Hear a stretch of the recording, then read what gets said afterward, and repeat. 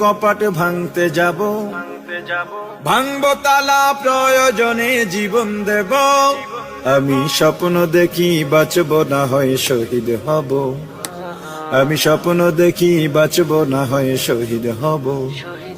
আমি স্বপ্ন দেখি আমি জনতার স্বপ্ন হব, আমি স্বপ্ন দেখি আমি জনতার স্বপ্ন হব।